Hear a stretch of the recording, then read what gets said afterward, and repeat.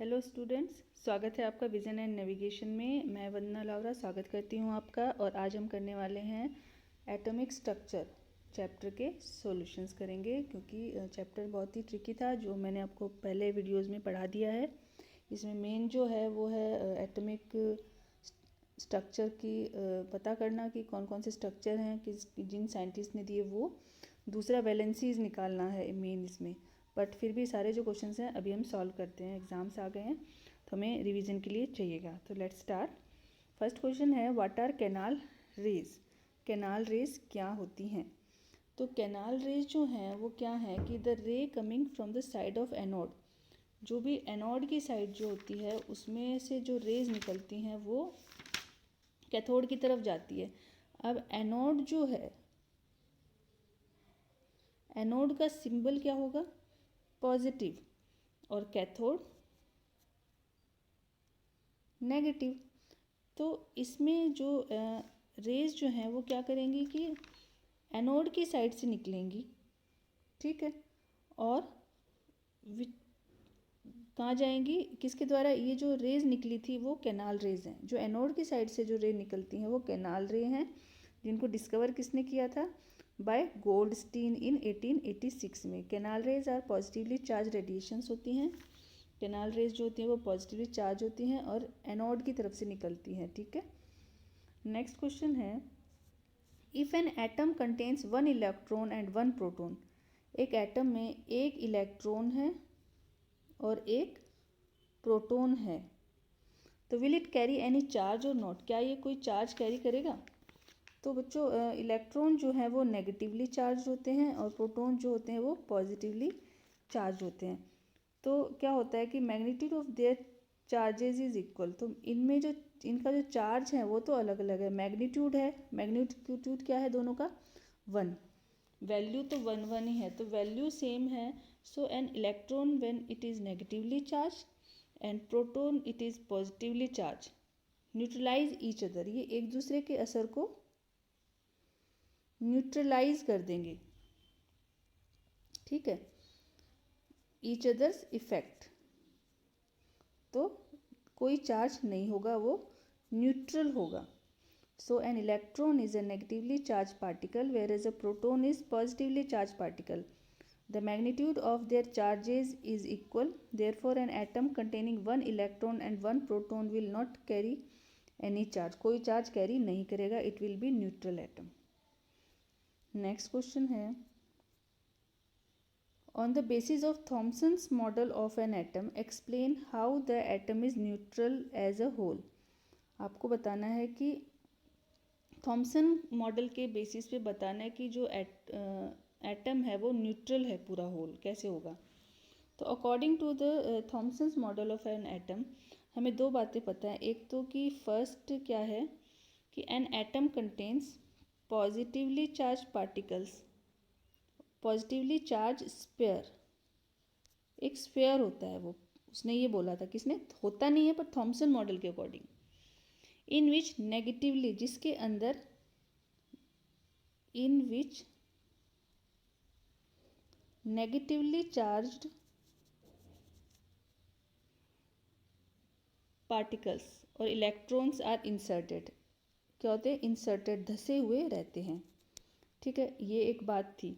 दूसरी बात उन्होंने क्या बोली थी कि जो इलेक्ट्रॉन जो है वो नेगेटिवली चार्ज है, प्रोटॉन पॉजिटिव चार्ज है, तो एक दूसरे के असर को न्यूट्रलाइज कर देंगे। मैग्नीट्यूड सेम रहता है उनका और वो एक दूसरे के असर को न्यूट्रलाइज कर देते हैं। So by counterbalancing each others effect, एक दूसरे के इफेक्ट को, असर को बैलेंस करके रखते हैं और एटम को न्यूट्रल कर देते हैं। ये थॉमसन मॉडल के अकॉर्डिंग ये बात है, जो कि अभी जो रिसेंटली हम एटम की प्रॉपर्टी जो मानते हैं, रियली जो प्रॉपर्टी है, उसमें ये बात लागू नहीं होती है।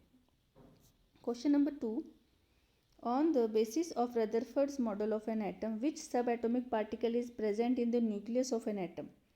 तो सबसे पहले तो एक न्यूक्लियस होता है वो पॉजिटिवली चार्ज होता है और इलेक्ट्रॉन्स जो होते हैं वो ऑर्बिट्स में बाहर घूमते रहते हैं, ठीक है। तो बाहर जो घूम रहे हैं वो कौन है? इलेक्ट्रॉन्स, ठीक है। बीच में पॉजिटिवली चार्ज है वो कौन है? प्रोटॉन, ठीक है। तो ये है प्रोटॉन। तो on the basis of Rutherford's model of an atom, protons that is positively charged particles are present in the nucleus of an atom. Next question, draw a sketch of Bohr's model of an atom with 3 shells. 3 shells का एक structure बनाना है आपको Bohr's model. तो आपको इस प्रकार का diagram बनाना है जिसमें ये प्लस जो है ये पॉजिटिवली चार्ज न्यूक्लियस है जिसको हम प्रोटॉन बोलते हैं, ठीक है। और ये जो सब शेल्स हैं, आप सर्कल्स देख रहे हैं, ये शेल्स हैं जिनको नाम दिया गया है KLMN शेल्स, जिनकी जो सबसे पहली शेल है उसको 1 नंबर, दूसरी वाली को 2, तीसरी वाली को 3, चौथी वाली को 4 नंबर। और इनमें कौन घूमते हैं? इनमें घूमते हैं electrons. Number of electron in every shell is decided, ठीक है। तो आपको ये वाला डायग्राम बनाना है अगर आपको Bohr's model of an atom बोला जाए जितनी शेल के साथ। Next is, what do you think would be the observation of the alpha particle scattering experiment is carried out using a foil of a metal other than gold? Gold के अलावा अगर कोई और मेटल यूज़ किया जाता इस experiment में तो क्या होता? If the alpha scattering experiment is carried out using a foil of a metal rather than gold, there would be no change in the observation. Observation में कोई भी चेंज नहीं आता क्योंकि मेटल जो है एटम, गोल्ड का एटम हो चाहे किसी और मेटल का एटम हो, यहाँ पे मेटल की प्रॉपर्टीज से नहीं काम करना था, उसके टेक्सचर से मतलब नहीं था। ये मतलब ये था कि वहाँ पे चार्जेस कौन कौन से हैं, कि भाई जो रेज है वो बाहर जा रही हैं, कौन सी रेज है जो टकरा के वापस जा रही है, किससे टकरा रही है, ये पता लगाना था। तो if the alpha scattering experiment is carried out using a foil of a metal rather than gold, there would be no change in the observation.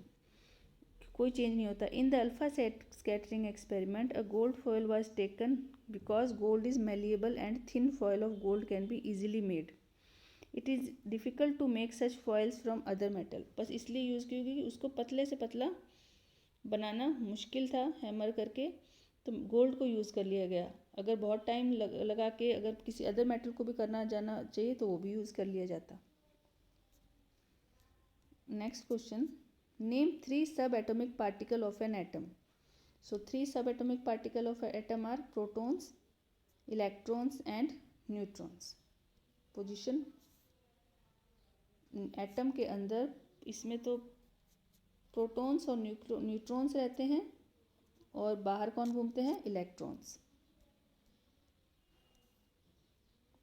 Helium atom has an atomic mass of 4u and 2 proton in its nucleus. Atomic mass तो है ये और protons उसमें कितने हैं? 2। तो how many neutrons does it have? कितने neutrons हैं? इसके लिए बच्चों हमें याद रखना है कि एटॉमिक मास का फार्मूला क्या होता है। एटॉमिक मास जो होता है क्या होता है? Proton, number of proton plus neutron. तो एटॉमिक मास तो हमें 4 दिया हुआ है और प्रोटॉन कितने हैं? 2। तो न्यूट्रॉन पता हमें ऐसे लगेंगे, न्यूट्रॉन इधर रह जाएगा और ये 2 को इस तरफ लेके जाएंगे हम, इस वाले 2 को यहाँ लेके जाएं तो 4 और 2 प्लस में है तो यहाँ पे -2 और न्यूट्रॉन की वैल्यू आ जाएगी। और क्या आ जाएगी? 2 न्यूट्रॉन है। और ये कैलकुलेशन करने के बजाय आपको ये भी पता होना चाहिए कि मोस्टली जितने प्रोटॉन होते हैं उतने ही न्यूट्रॉन होते हैं।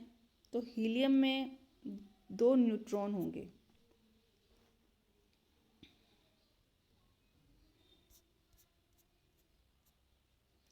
Right the distribution of electron in carbon and sodium atom.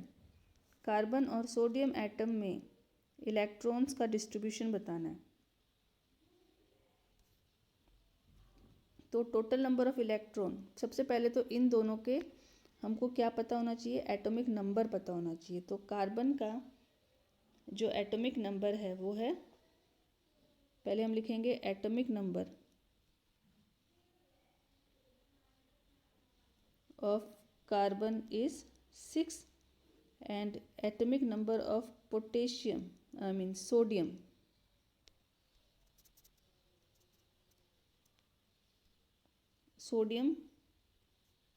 is 11.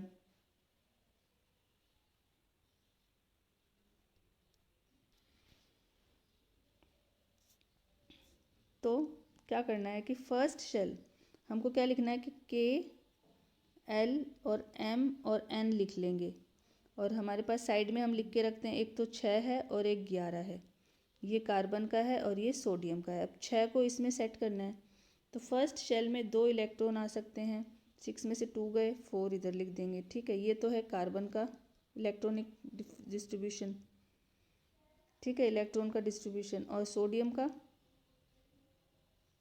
Sodium में 11 को करना है, इसमें 2, 8, 9, 10 हो गए और एक ये। ठीक है, इस प्रकार हम इस क्वेश्चन को कर लेंगे। एम शेल में 1 इलेक्ट्रॉन, तो ये है इसका answer. Question, if K and L shell of an atom are full, K और एल शेल जो है वो फुल हो जाए, then what would be the total number of electron in the atom. तो इसके लिए हमको पता है कि के शेल में ज़्यादा से ज़्यादा 2 इलेक्ट्रॉन आ सकते हैं और एल शेल में ज़्यादा से ज़्यादा 8 आ सकते हैं। तो टोटल नंबर ऑफ इलेक्ट्रॉन इसमें कितने होंगे? टोटल नंबर ऑफ इलेक्ट्रॉन है 10। ठीक है, maximum number of electron that can occupy K and L shell are 2 and 8। 2 तो के का और 8 एल का। तो देयरफॉर के एल शेल का दोनों में यहाँ पे 2 इलेक्ट्रॉन आ गए, यहाँ पे 8 आ गए, तो सिंपली 10 इलेक्ट्रॉन्स इसका आंसर हो गया। How will you find the valency of chlorine, sulphur and magnesium. Chlorine, sulphur और मैग्नीशियम की वैलेंसी कैसे निकालोगे? तो क्लोरीन का एटॉमिक नंबर, सबसे पहले हम क्लोरीन का निकालते हैं वैलेंसी। क्लोरीन जो है उसका जो सिंबल है वो है Cl। ठीक है, और एटॉमिक नंबर क्या है क्लोरीन का? क्लोरीन का एटॉमिक नंबर है 17। क्लोरीन का एटॉमिक नंबर 17 है। तो number of proton is equal to number of electron 17। अगर एटॉमिक नंबर 17 है तो 17 को हमें KLMN में शिफ्ट करना है। हमको बताना क्या था?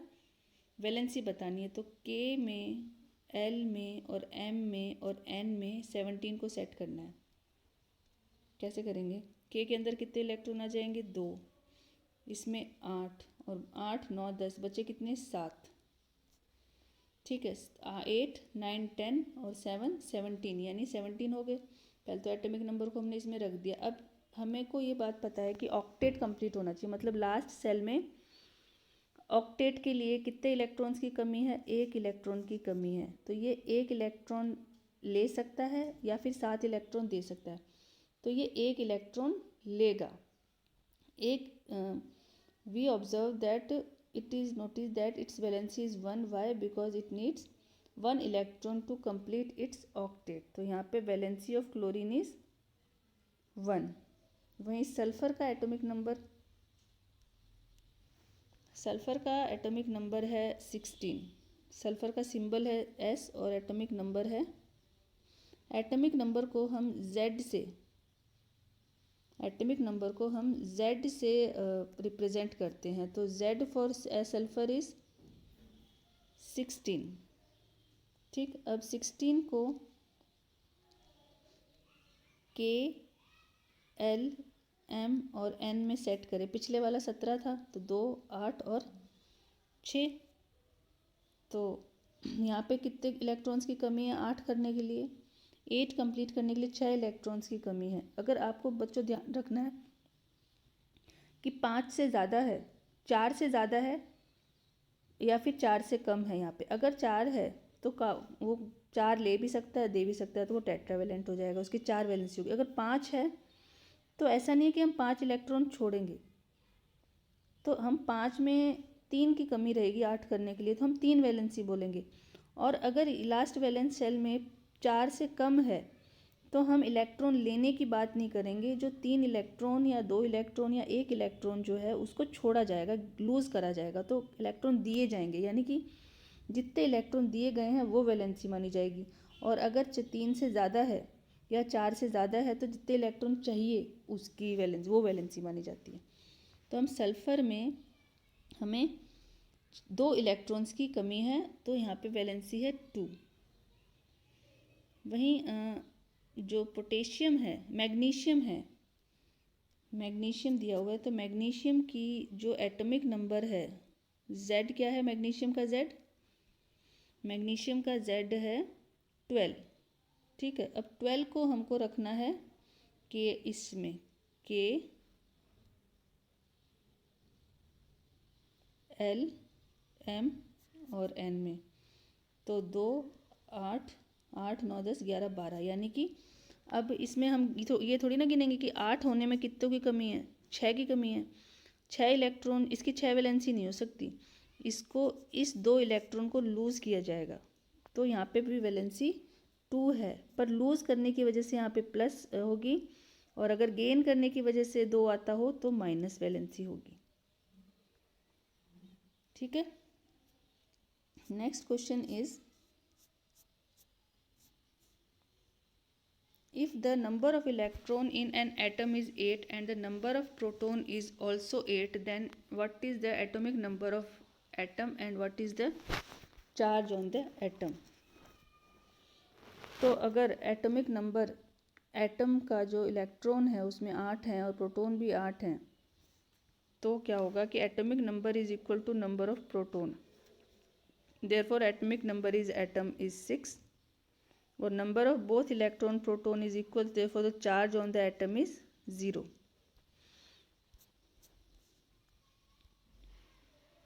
एक टेबल दी हुई है आपकी किताब में, उसके हिसाब से मास नंबर और ऑक्सीजन का और सल्फर का बताना है। तो मास number of oxygen is number of proton plus number of neutron, 8 + 8 16। Mass number of sulphur, atomic number के हिसाब से सल्फर का एटॉमिक नंबर 16 है, ऑक्सीजन का एटॉमिक नंबर 8 है, 8 है। ठीक है, तो अगर एटॉमिक नंबर 8 है तो प्रोटॉन की संख्या भी 8 हुई और न्यूट्रॉन की संख्या भी 8 हुई, जो कि जुड़कर 16 बना लेते हैं। तो मास नंबर क्या होगा, number of proton plus number of neutron, तो 8 + 8 गिव्स 16। यहाँ पे सल्फर का एटॉमिक नंबर हम देखेंगे तो 16 नंबर है Z इसका, तो नंबर ऑफ प्रोटॉन कितने हुए 16 और नंबर ऑफ न्यूट्रॉन 16 गिव्स 32।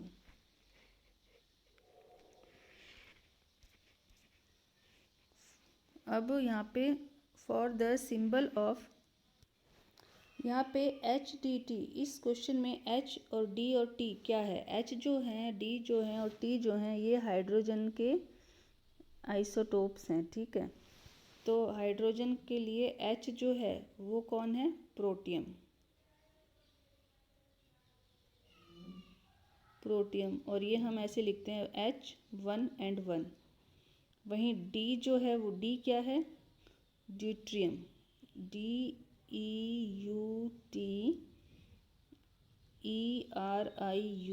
इसको कैसे लिखते हैं हम, इसको हम लिखते हैं 2H और 1।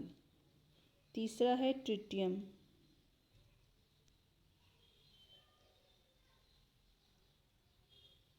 इसमें इसका मास नंबर है 3, एटॉमिक नंबर सेम है। तो हमने देखा कि तीनों कंडीशन में H, D और T जो हैं, प्रोटियम, ड्यूट्रियम एंड ट्रिटियम जो है उसको हम ऐसे लिखते हैं 1H1 2H1 3H1, यानी कि एटॉमिक नंबर तो सेम है, क्योंकि तभी तो वो हाइड्रोजन है। अगर 2 हो जाएगा यहाँ पे एटॉमिक नंबर तो वो हीलियम बन जाएगा, 3 हो जाएगा तो लिथियम बन जाएगा, तो 1 तो सेम ही रहेगा। हाइड्रोजन होने के लिए किसी भी का एटॉमिक नंबर सेम होना चाहिए, बस मास नंबर जो है वो बदल रहे हैं।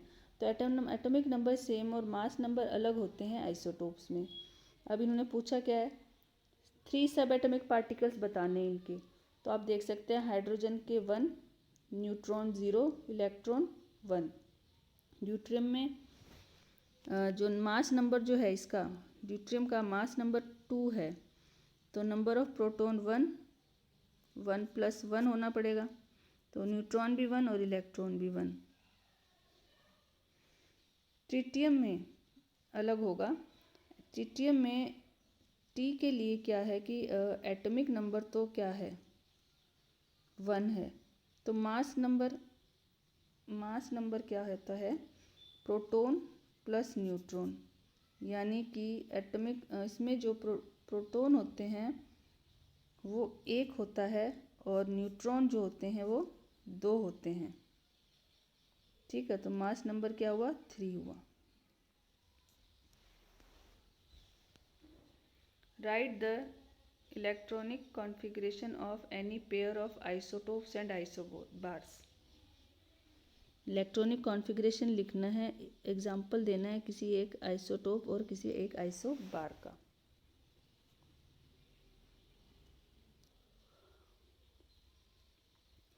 To isotopes of carbon are 12, ये 2 आइसोटोप हैं कार्बन के, तो इनका इलेक्ट्रॉनिक कॉन्फ़िगरेशन है इस वाले का और इसका सेम है क्योंकि एटॉमिक नंबर सेम है।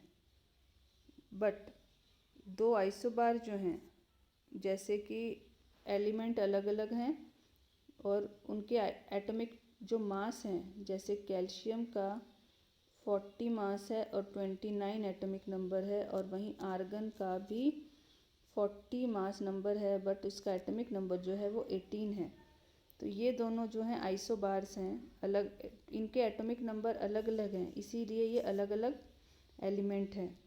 अगर एटॉमिक नंबर देखो, जैसे कार्बन में यहाँ पे 12 और 14 है इसमें और इसमें, पर इनका एटॉमिक नंबर सेम है। एटॉमिक नंबर सेम होने का मतलब सेम है सिंबल, आइसोटोप्स होते हैं वो। तो अब देखिए इलेक्ट्रॉनिक कॉन्फ़िगरेशन तो है कैल्शियम का, चाहे वो उसका एटॉमिक मास कुछ भी हो, इलेक्ट्रॉनिक कॉन्फ़िगरेशन जो होता है वो एटॉमिक नंबर पे डिपेंड करता है।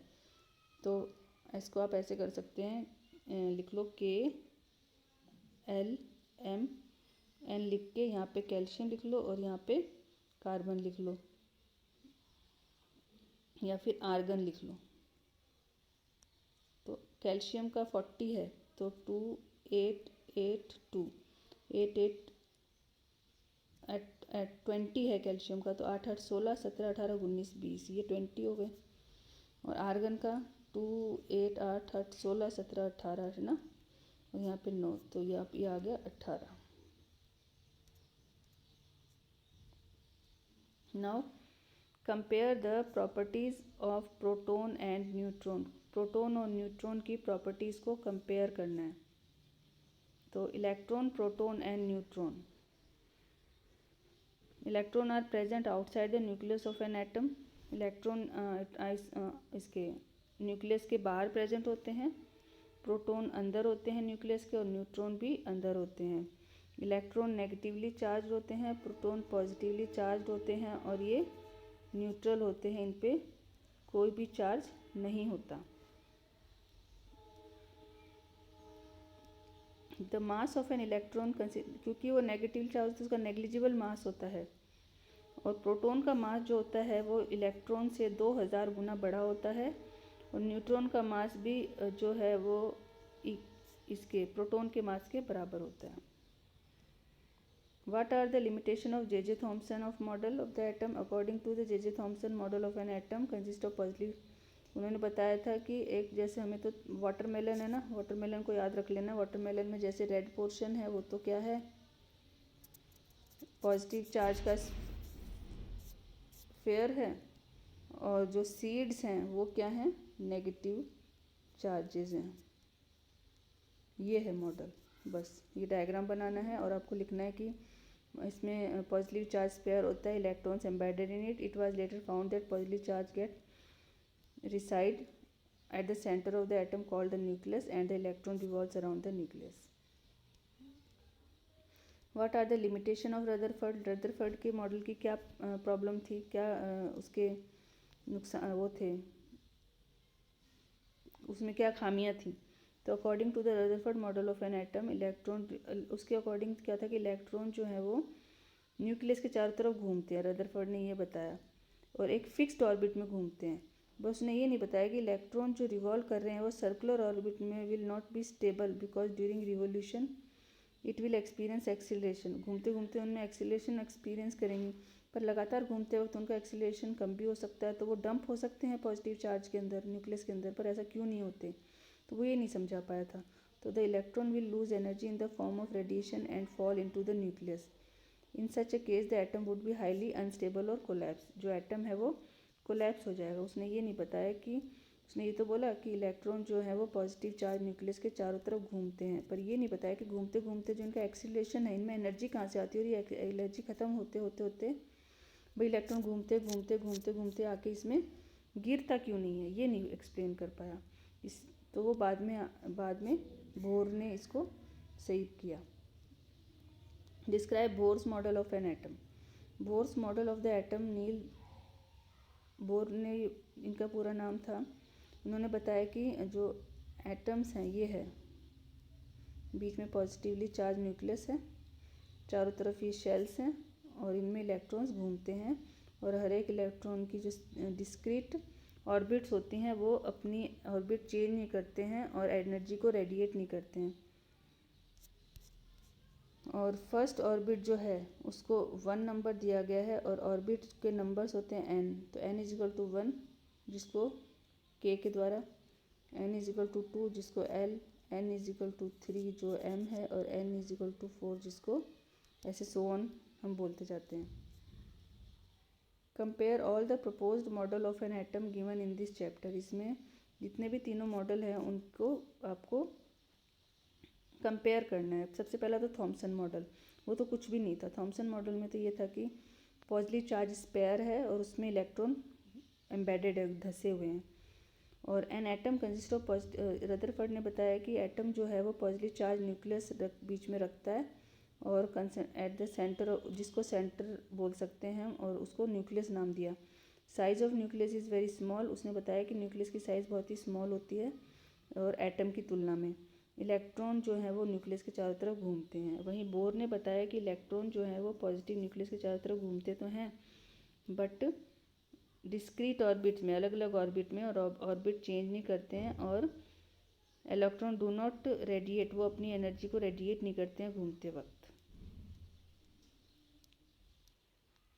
Summarise the rule of for writing distribution of electron in various shell for the first 18 elements. पहले 18 एलिमेंट्स के जो इलेक्ट्रॉन कॉन्फ़िगरेशन में रखते हैं, इलेक्ट्रॉन्स को के एलिमेंट शेल में रखा जाता है, उसके लिए क्या रूल है वो आपको बताना। आपकी बुक में ये दिया हुआ है, इसको आपको सेम टू सेम ऐसे ही लिख देना है, और ऐसा अगर आपने शॉर्ट में समझ लिया हो तो उसमें कर देना कि यही लिखना है कि maximum number of electron that a shell can accommodate is, कौन से फार्मूला से बताई जाती है, 2n²। जहाँ पे n जो है 1 है तो 2 1, तो पहली शेल में कितने आते हैं इलेक्ट्रॉन, 2। मैक्सिमम पहली शेल में 2 इलेक्ट्रॉन आ सकते हैं, और इस हिसाब से हम 18 तक के, जैसे कि यहाँ पे सेकंड ऑर्बिट के लिए 8, और थर्ड ऑर्बिट के लिए ये बताया गया, थर्ड के लिए अगर करें तो 3 को स्क्वायर कर दो, 3 3 जा 9 इंटू 2 इज इक्वल टू 18, है ना। तो ऐसे पूरा 18 के लिए अब ऐसा कर सकते हैं।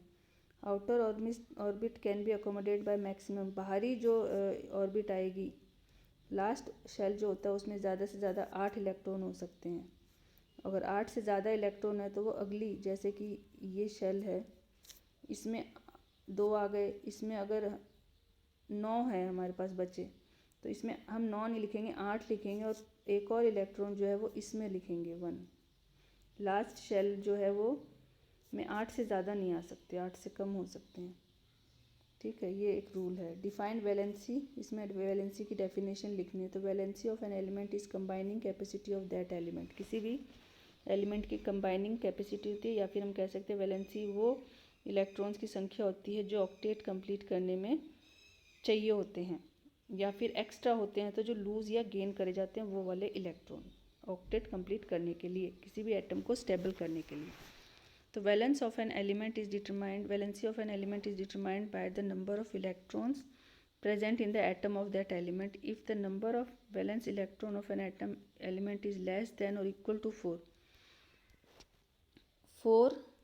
3, 2 और 1 है, तो valency of that element is equal to the number of valence electron.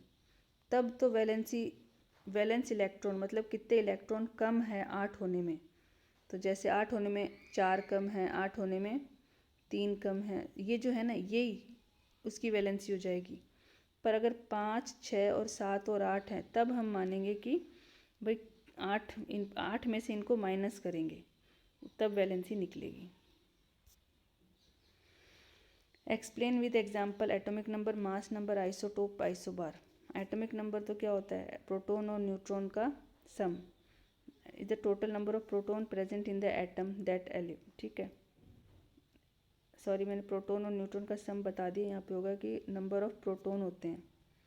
Mass number of atom, sum of the number of proton and neutron, example दिया हुआ है, अब देख लीजिए यहाँ से 5 और 6 को। आइसोटोप क्या होते हैं, हमने पहले पढ़ चुके हैं कि कार्बन सेम एलिमेंट के अलग अलग मास नंबर होना, वो आइसोटोप्स होते हैं। आइसोबार्स कौन से होते हैं, 2 अलग अलग एलिमेंट्स हैं, ठीक है, उनके एटॉमिक नंबर तो अलग अलग हैं, बट उनका जो मास नंबर है वो सेम है, तो वो आइसोबार्स हैं। Uses of isotope, uranium is used as a fuel in nuclear reactor and isotope और cobalt is used in treatment of cancer. Sodium has completely filled K and L shell. Sodium की completely filled K और L shell हों तो वो कैसे explain करेंगे, के shell में एल शेल में क्या है। सोडियम का एटॉमिक नंबर 11 है, तो 2 और 8 और एम में 1, तो when it gives away it outermost, तो 2, 8 और 1 जो है, इसमें से 1 को वो लूज़ कर देगा, तो जो देगा उस पर पॉजिटिव साइन आ जाएगा, इसीलिए सोडियम को यहाँ पे आप देख रहे हैं कि प्लस साइन से बताया गया है। तो के और एल शेल जो है वो, क्योंकि sodium ion positive ion cation बन गया, ये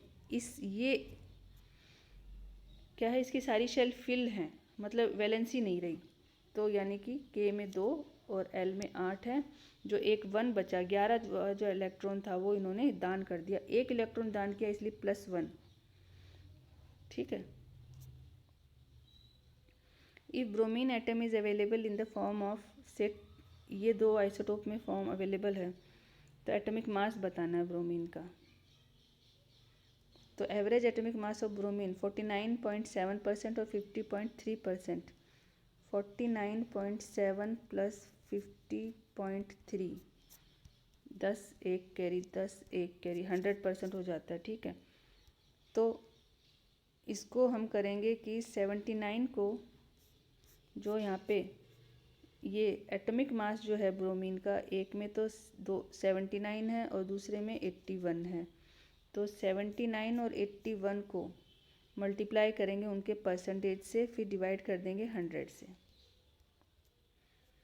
इसी प्रकार ये सारे क्वेश्चन सॉल्व करने हैं। क्वेश्चन नंबर 11 जो है उसमें average atomic mass of a sample of an element X is 16.2। ये है एटॉमिक मास किसी एलिमेंट का। What are the percentage of isotopes, isotopes की क्या परसेंटेज है, तो हमें परसेंटेज अगर निकालनी होती है तो हमें जो इसका 16 है multiply by x plus 18 multiply by 100 minus x upon 100। ठीक है, तो ये देखो, इसको ऐसे सॉल्व कर लिया, फिर 16 ये सॉल्व करके 18 माइनस 1620 से 90 आ जाएगा। Average atomic mass 90% of x is 16 sample, so for x 18 sample is 10%. If z is equal to 3, atomic number 3 है, वैलेंसी क्या होगी, 1 होगी। ठीक है, ये 1 इलेक्ट्रॉन को लूज़ कर देगा, तो 2 बच जाएगा कंप्लीट। तो ये कौन सा एलिमेंट हो सकता है? Also name the element. 3 atomic number किसका है? हाइड्रोजन का 1 है, हीलियम का 2 है और लिथियम का 3 है। तो 3 है, लिथियम है element. Composition of the nucleus of the 2 atomic species X and Y are given as under.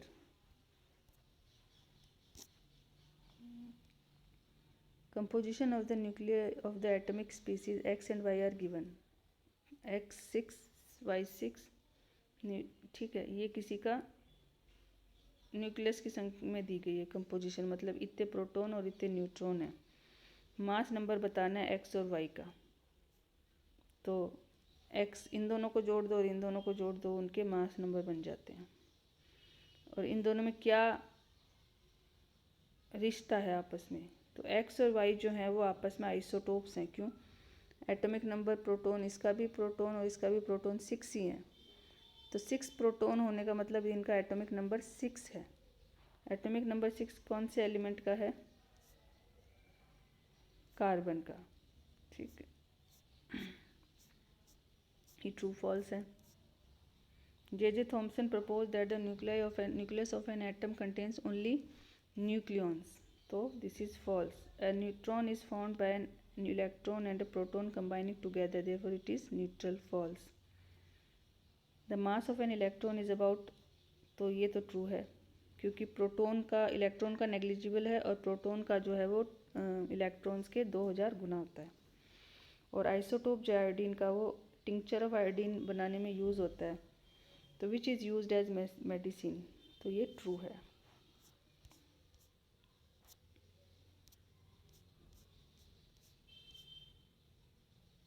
Option Rutherford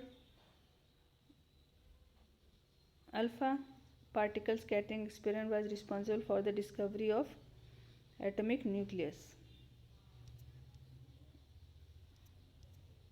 isotopes of an element have different number of neutron. Isotopes में क्या होता है? एटॉमिक नंबर सेम, यानी proton same है, neutron different होते हैं। Number of valency of chlorine, इसमें -1 है। क्लोरीन ने एक इलेक्ट्रॉन लिया है किसी से, तो नंबर ऑफ वैलेंस इलेक्ट्रॉन, उसके वैलेंस इलेक्ट्रॉन, उसने क्लोरीन के एक माइनस लगने का मतलब है उसने एक इलेक्ट्रॉन किसी से लिया, यानी वहाँ पे पहले से 7 इलेक्ट्रॉन वैलेंस में थे। लेने के बाद कितने हो गए? 8 हो गए। तो करेक्ट आंसर है 8। Which one of the following is correct electronic configuration of sodium? 8, 9, 10, 11।